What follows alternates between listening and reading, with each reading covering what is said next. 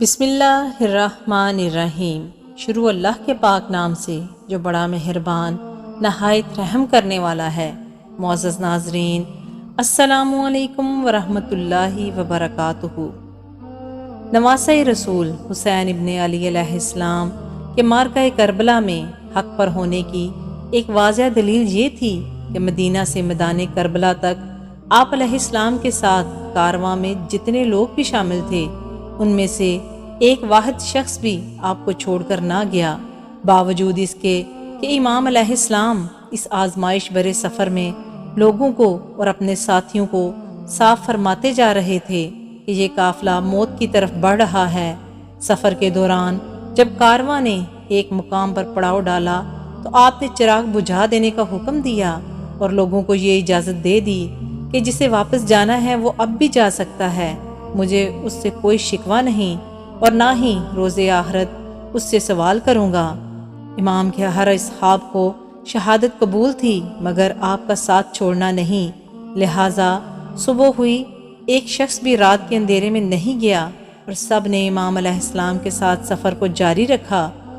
امام علی مقام کا قافلہ جہاں جہاں پر پڑاؤ ڈالتا آپ رک کر وہاں خطبہ ارشاد فرماتے، یہاں تک کہ میدان کربلا میں بھی آپ کی اعلیٰ ظرفی کا عالم یہ تھا کہ آپ نے یزیدی لشکر کے سامنے اپنے نانا محمد رسول اللہ صلی اللہ علیہ وآلہ وسلم کے انداز بیاں میں ایک لرزہ آمیز خطبہ دیا اور شامی لشکر کو حق قبول کرنے کی دعوت دی۔ شاید اب بھی کچھ لوگ راہ راست پر آ جائیں اور نبی صلی اللہ علیہ وآلہ وسلم کی اولاد کو شہید کرنے کے جرم عظیم سے توبہ کر لیں۔ امام ابن جریر طبری نے امام حسین علیہ السلام کے اس خطبے کو اپنی تاریخ میں نقل کیا ہے جو آپ نے مقام ذی حسن پر اپنے اصحاب کے سامنے دیا۔ آپ نے فرمایا، تم لوگ دیکھ رہے ہو کیا حال ہو رہا ہے، دنیا بدل چکی ہے، پہچانی نہیں جاتی، نیکیاں روح گرداں ہو گئیں، اب صرف برتن کا دھون باقی رہ گئی ہے اور بدترین اور ناگوار زندگی۔ کیا اب تم دیکھتے نہیں کہ حق پر عمل نہیں ہوتا، باطل سے پرہیز نہیں کیا جا رہا؟ مومن کو اب چاہیے کہ حق پر رہ کر خدا سے ملاقات کرے۔ میں دیکھتا ہوں کہ مر جانا شہادت ہے اور ظالموں کے ساتھ زندگی بسر کرنا ناگوار امر ہے۔ 10 محرم الحرام روز عاشورہ کو آپ نے یزیدی لشکر کے سامنے آخری خطبہ دیا۔ اصحاب بیان کرتے ہیں کہ ایسا اعلیٰ خطبہ نہ ہم نے پہلے کبھی سنا تھا اور نہ ہی کبھی سنا گیا۔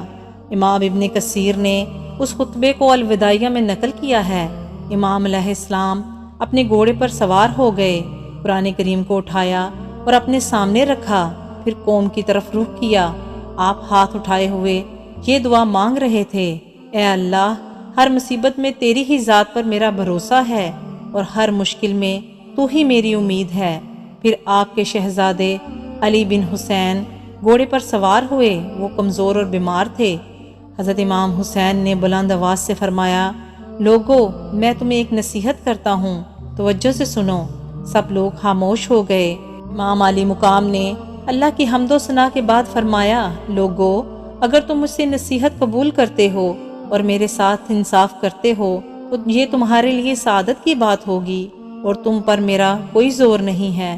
اگر تم میری نصیحت قبول نہیں کرتے تو تم اپنے خود ساختہ معبودوں کے ساتھ مل کر سازش کو پختہ کر لو، پھر تمہیں اپنے فیصلے میں کوئی تذبذب باقی نہ رہے، پھر تم جو کچھ میرے خلاف کر سکتے ہو وہ کر گزرو اور مجھے مہلت نہ دو۔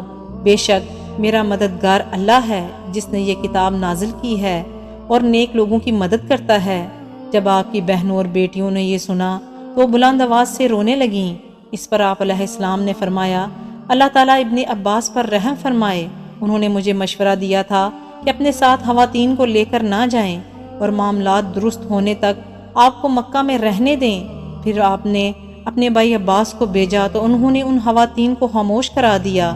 پھر آپ نے لوگوں کو اپنی فضیلت، نسب کی عظمت، مرتبے کی بلندی اور بزرگی بیان فرمائی۔ آپ نے فرمایا، اپنے ضمیر کو ٹٹولو اور محاسبہ کرو، کیا تمہارے لیے مجھ جیسے شخص کو قتل کرنا جائز ہے اور میں تمہارے نبی کی بیٹی کا بیٹا ہوں؟ روئے زمین پر میرے سوا کسی نبی کی بیٹی کا کوئی بیٹا نہیں، علی میرے والد ہیں، جعفر میرے چچا ہیں، حمزہ سید الشہداء میرے والد کے چچا ہیں۔ میرے اور میرے بھائی کے بارے میں رسول اللہ صلی اللہ علیہ وآلہ وسلم نے فرمایا ہے کہ یہ دونوں جنت کے نوجوانوں کے سردار ہیں۔ اگر تم میری بات کی تصدیق کرتے ہو تو میں سچ کہتا ہوں، اللہ کی قسم جب سے میں نے یہ جانا ہے کہ اللہ جھوٹ پر ناراض ہوتا ہے، میں نے جھوٹ نہیں بولا۔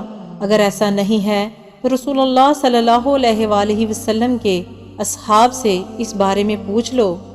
حضرت جابر بن عبداللہ، ابو سعید خدری، سہل بن سعد، زید بن ارقم اور انس ابن مالک رضی اللہ تعالیٰ عنہ تمہیں اس بارے میں بتا دیں گے۔ تم پر افسوس ہے، کیا تم اللہ سے نہیں ڈرتے؟ کیا یہ میرا خون بہانے کے لیے تمہارے لیے رکاوٹ نہیں ہے؟ تو اس وقت شمر نے کہا، وہ ایک کنارے پر کھڑا ہو کر اللہ کی عبادت کرتا ہے، مگر میں جانتا ہوں کہ وہ کیا کہتا ہے۔ تو حبیب بن مظاہر نے اس کو جواب دیا، خدا کی قسم اے شمر، تم 70 کناروں پر کھڑے ہو کر اللہ کی عبادت کرتے ہو۔ اللہ کی قسم جو وہ کہہ رہے ہیں ہم جانتے ہیں، اور بے شک تمہارے دل پر مہر لگ چکی ہے۔ پھر امام عالی مقام نے فرمایا، لوگو مجھے چھوڑ دو تاکہ میں ایسی جگہ لوٹ جاؤں جہاں میرے لیے امان ہو اور کوئی خوف و خطر نہ ہو۔ انہوں نے کہا، آپ اپنے چچا زاد کی بیعت کیوں نہیں کرتے؟ تو آپ نے فرمایا، معاذ اللہ، میں ہر متکبر سے جو حساب کے دن پر ایمان نہیں رکھتا اپنے رب اور تمہارے رب کی پناہ میں آتا ہوں۔ پھر آپ نے اپنی سواری کو بٹھایا، عقبہ بن سمان کو حکم دیا تو اس نے سواری کو باندھ دیا۔ پھر فرمایا، مجھے بتاؤ، کیا میں نے تم میں سے کسی کو قتل کیا ہے جس کا تم مجھ سے مطالبہ کرتے ہو، یا میں نے تمہارا مال کھایا ہے، یا کسی زخم کا قصاص مانگتے ہو؟ اس پر وہ لوگ خاموش ہو گئے۔ راوی کہتا ہے، پھر آپ نے بلند آواز سے پکارا، اے شبیس بن ربیع، اے حجار بن ابجر، اے قیس بن الاشد، اے زید بن حارث، کیا تم نے مجھے نہیں لکھا کہ پھل پک چکے ہیں اور درخت سبز ہو چکے ہیں؟ آپ ہمارے پاس تشریف لائیں، آپ ایک تیار فوج کے پاس تشریف لائیں گے۔ انہوں نے کہا، ہم نے ایسا نہیں کہا۔ آپ نے فرمایا، خدا کی قسم تم نے ایسا ہی کہا تھا۔ پھر فرمایا، لوگو جب تم مجھے ناپسند کرتے ہو تو مجھے چھوڑ دو تاکہ تمہارے پاس سے چلا جاؤں۔ تو قیس بن الاشد نے کہا، تم اپنے چچا زاد کی بیعت کیوں نہیں کرتے؟ وہ تمہیں تکلیف نہیں دیں گے، آپ کو اچھا پائیں گے۔ امام حسین نے اس سے فرمایا، تم اپنے بھائی کے بھائی ہو، کیا تم چاہتے ہو کہ بنو ہاشم تم سے مسلم بن عقیل کے خون سے زیادہ کا مطالبہ کریں؟ نہیں، اللہ کی قسم میں ذلیلوں کی طرح اس کی بیعت نہیں کروں گا اور نہ غلاموں کی طرح اس کو تسلیم کروں گا۔ ایسی مزید ویڈیوز دیکھنے کے لیے ہمارے چینل کو سبسکرائب کریں۔ شکریہ۔